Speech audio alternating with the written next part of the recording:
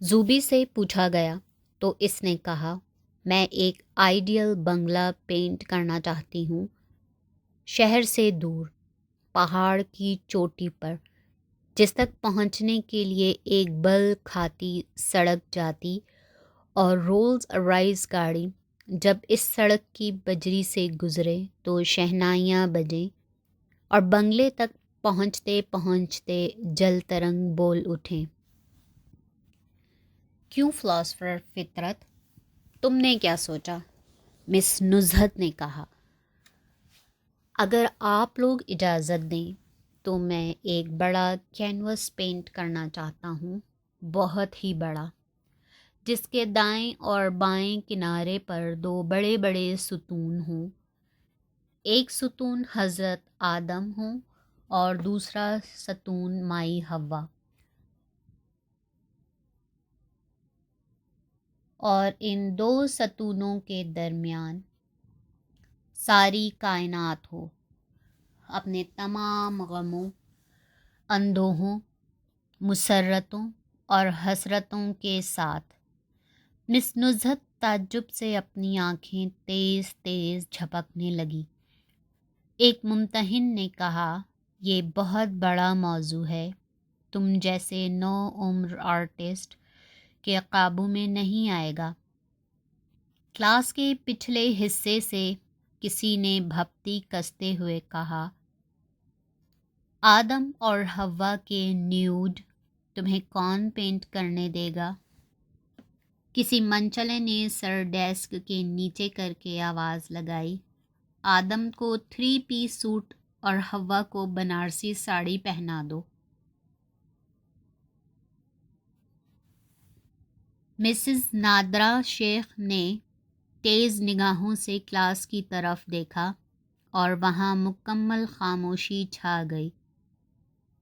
اسی طرح مختلف موضوعات زیر بحث آتے رہے اور سادہ اور عام فہم موضوع منظور ہوتے رہے، لیکن فطرت سے کہا گیا کہ وہ آخر میں ممتحن صاحبان سے دوبارہ ملے اور اسی دوران کوئی اور موضوع بھی سوچ لے۔ جب سب لڑکے اور لڑکیاں فارغ ہو گئے تو پروفیسر سعید نے کہا، فطرت بہت ذہین لڑکا ہے، غیر معمولی تخلیق صلاحیت کا مالک۔ مس نزہت نے کہا، لیکن ہے نان کانفارمسٹ، وہ دوسروں سے ہٹ کر کوئی نئی چیز تخلیق کرنا چاہتا ہے۔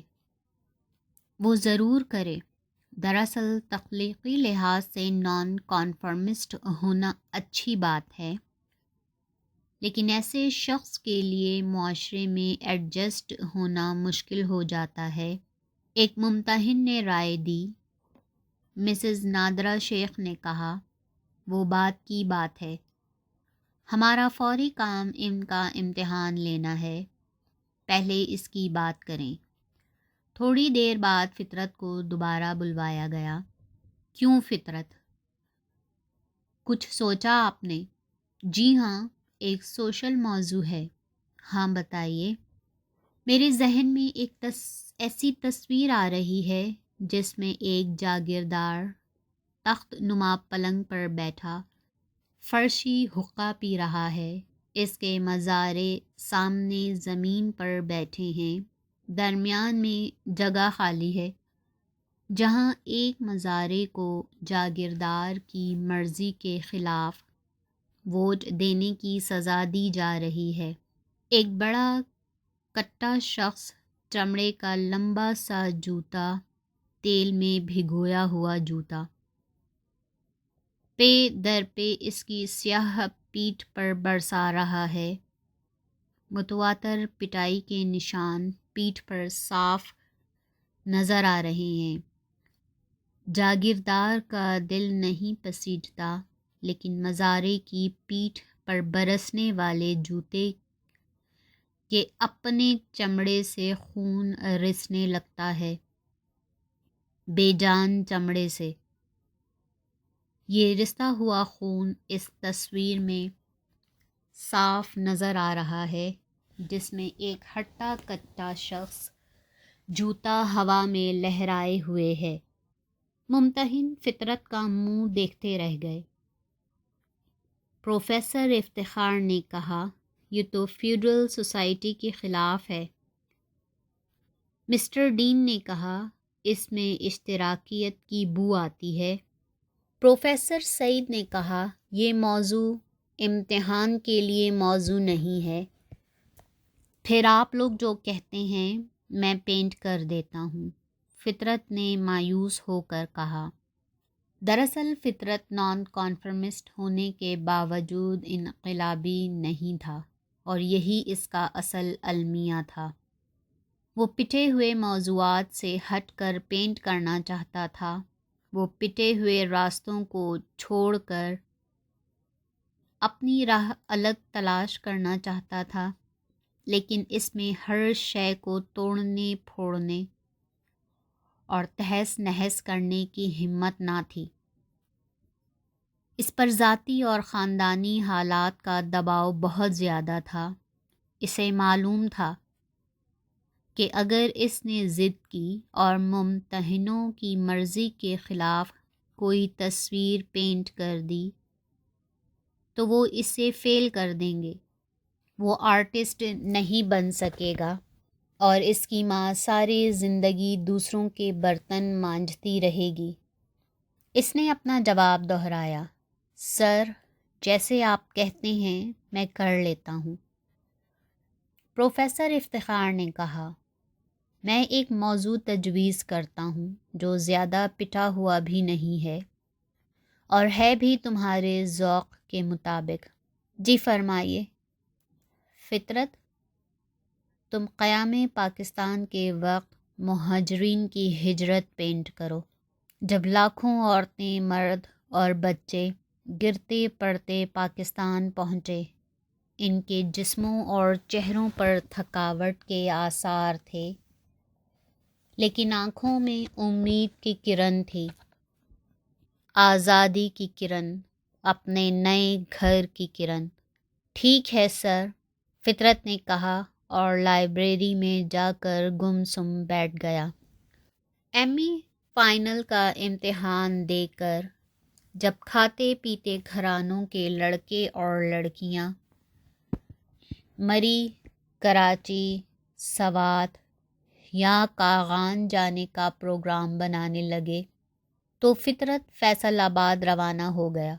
وہ بس میں بیٹھا طرح طرح کے خیالوں میں گم، لیکن دو خیالات خاص طور پر اس کے ذہن پر چھائے رہے، جن میں سے ایک کا تعلق ماضی سے تھا اور دوسرے کا مستقبل سے۔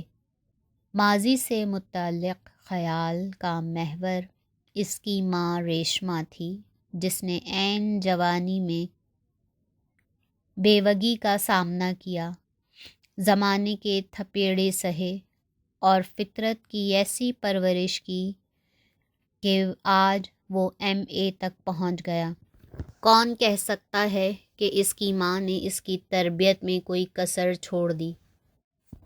تعلیم نسواں کی حمایت کرنے والے پیشہ ور مقررین یوں ہی کہتے رہتے ہیں کہ ان پڑھ عورت اپنے بچوں کی تربیت نہیں کر سکتی۔ علامہ اقبال کی ماں کون سی گریجویٹ تھی؟ قائد اعظم کی والدہ کب اعلیٰ تعلیم یافتہ تھی؟ سر سید احمد خان کی ماں کب یونیورسٹی کی ڈگری رکھتی تھی؟ میری ماں ان مشاہیروں کی ماؤں سے کم نہیں، جس نے سنگین سے سنگین حالات کا ڈٹ کر مقابلہ کیا اور اپنے عزم میں ذرا سا فرق نہ آنے دیا اور مجھے اس مقام پر پہنچایا۔ اگر وہ تعلیم یافتہ ہوتی، اگر اس نے یونیورسٹی کی ڈگری پائی ہوتی تو شاید وہ ہر شے کو عقل کے ترازو میں تولتی، اپنی جوانی کو، اپنے دو کمسن بچوں کو، زمانے کے سرد و گرم کو، اور یہ فیصلہ کر لیتی کہ میں ان دو ننھے کیڑے مکوڑوں کے لیے اپنی جوانی کیوں برباد کروں؟ میں اپنی خوشیاں ایک موہوم مستقبل پر کیوں نثار کروں؟ شاید وہ عقل کی بات مان لیتی تو دوسری شادی کر لیتی اور ہمیں در در کی ٹھوکریں کھانے کے لیے چھوڑ دیتی، لیکن اس نے عقل کے بجائے جذبے سے کام لیا، اپنی زندگی کا انتہائی اہم فیصلہ کیا اور ساری عمر اس پر ڈٹی رہی۔ جب تک وہ زندہ رہی وہ میرا آئیڈیل رہے گی، عزم و استقلال کی علامت۔ خدا اسے زندہ سلامت رکھے۔ دوسرا خیال اس کے اپنے مستقبل کے بارے میں تھا۔ اس نے سوچا کہ ایم اے پاس کرنے کے بعد وہ چاہے کچھ بھی کرے، کچھ بھی بنے، کم از کم اپنی ماں کو دوسروں کے برتن مانجھنے نہیں دے گا۔ اس بیچاری کی ضروریات ہی کیا ہیں؟ 2 وقت کی روٹی اور ایک جوڑا کپڑے کا، یہ میں ضرور مہیا کروں گا تاکہ وہ کسی کی محتاج نہ رہے۔ پھر اس کو اپنی ماں کی یہ بات بار بار یاد آتی رہی کہ وہ فیصل آباد شہر میں صرف اپنے بچوں کا پیٹ پالنے آئی تھی۔ اس کی اصلی جگہ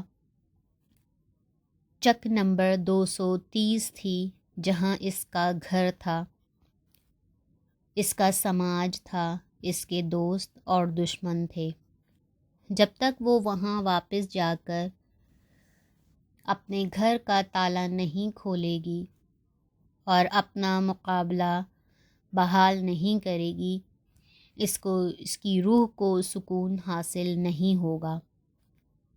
شرفو کو پتہ چلنا چاہیے کہ اس کے ظلم و ستم سے تنگ آ کر طلوع آفتاب سے پہلے گم ہو جانے والی ریشما واپس بھی آ سکتی ہے، انگلی پکڑ کر چلنے والے 4 سالہ یتیم بچے کے ساتھ نہیں، 22 سالہ گھبرو فطرت کے ساتھ، جو اس کی عزت و آبرو کا تحفظ بھی کر سکتا تھا اور اس کے لیے لڑ مر بھی سکتا تھا۔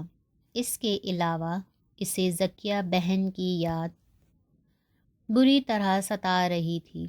اگر آج وہ زندہ ہوتی تو اپنے بھائی کو دیکھ کر کتنی خوش ہوتی، میری مصوری کا مذاق اڑاتی، میری شادی کے قصے گھڑتی، پھر ہماری محبت بھری ہاتھا پائی ہوتی اور امی پہلے کی طرح صلح صفائی کروا دیتی۔ کتنا مزہ آتا اس چھیڑ چھاڑ اور صلح صفائی میں، لیکن حیف ہے میری جوانی اور پڑھائی پر کہ میں ذکیہ کا کھوج نہ لگوا سکا۔ پتہ نہیں کہاں ہوگی، وہ کس حال میں ہوگی، وہ اس دنیا میں ہے بھی یا نہیں۔ وہ یہ باتیں سوچ کر مغموم ہو گیا۔ انہی خیالوں میں گم فطرت شیخ رفیق کے گھر پہنچا۔ اس کی ماں سرونٹ کوارٹر میں اکیلی لیٹی ہوئی تھی۔ وہ بظاہر آرام کر رہی تھی، لیکن در حقیقت جاگتی آنکھوں سے خواب دیکھ رہی تھی۔ خواب کون نہیں دیکھتا، امیر ہو یا غریب، جوان ہو یا بوڑھا، خواب ہر کوئی دیکھتا ہے اور اکثر اپنے خوابوں کے سہارے زندگی کا سفر طے کرتا ہے۔ اپنے بیٹے کو یوں اچانک اپنے سامنے پا کر ریشما نے محسوس کیا کہ شاید اس کے سارے خواب اچانک پورے ہو گئے ہیں۔ اس کا جوان، توانا اور خوبرو بیٹا اس کے سامنے کھڑا تھا، تعلیم سے فارغ، مستقبل کی راہ پر گامزن ہونے کو تیار۔ وہ کھڑی چارپائی سے اٹھی اور اپنے بیٹے کو سینے سے لگا لیا۔ اس کے ملنے کا یہی انداز تھا، فطرت چھوٹا ہو یا بڑا، گھر مہینے بعد آئے یا سال بعد، وہ اسے یوں ہی سینے سے لگا لیتی تھی اور اپنے خوشی کے آنسو اپنے دوپٹے کے پہلو میں چھپا لیتی تھی۔ امی، آپ کو تو خوش ہونا چاہیے، آپ رو رہی ہیں۔ میں رو نہیں رہی میرے فطری، یہ خوشی کے آنسو ہیں، تیری خوشی کے آنسو۔ بتا، ہو گئے تیرے امتحان، ختم ہو گئی پڑھائی، اب اور جماعتیں تو نہیں باقی؟ نہیں امی، اب ساری جماعتیں ختم ہو گئیں، اب میں کماؤں گا، اپنے لیے، تمہارے لیے، تمہاری خوشیوں کے لیے۔ اب تجھے نوکری نہیں کرنی پڑے گی۔ اس نے بڑھ کر فطرت کو ایک بار پھر گلے سے لگا لیا اور وہ دونوں ایک ہی چارپائی پر بیٹھ کر مستقبل کے منصوبے بنانے لگے۔ ریشما نے کہا، مجھے یہاں ہر طرح آرام ہے۔ بیگم صاحب تو کہتی ہیں کہ میں زندگی کے باقی دن انہی کے پاس پورے کروں، لیکن تمہیں معلوم ہے یہ ہمارا گھر نہیں ہے۔ 15 سال گزارنے کے باوجود یہ جگہ ہمارا گھر نہیں ہے۔ ہمارا گھر وہی 3-4 کمروں والا کچا کوٹھا ہے جس پر ایک عرصے سے تالا پڑا ہے۔ ہماری کامیابی اس تالے کو کھولنے میں ہے۔ بالکل بالکل، میں تو یہی فیصلہ کر کے آیا تھا کہ اب آپ کی دیرینہ خواہش پوری کرنے کا وقت آ گیا ہے۔ اب ہمیں واپس گاؤں چلے جانا چاہیے۔ شیخ صاحب اور بیگم صاحبہ بہت ضعیف ہو چکے تھے۔ نسرین کی شادی ہو چکی تھی، البتہ بوٹا اور فضلو ڈرائیور اب بھی ان کے پاس تھے۔ رشتے کی کوئی اور غریب عورت ان کے ہاں مستقل طور پر ٹھہری ہوئی تھی۔ وہ اب بھی ریشما کو چاہتے تھے، لیکن جب اس نے اپنے اور بیٹے کی مشترکہ خواہش کا اظہار کیا اور گاؤں جانے پر اصرار کیا تو بیگم صاحب اور ان کی بیگم مان گئے۔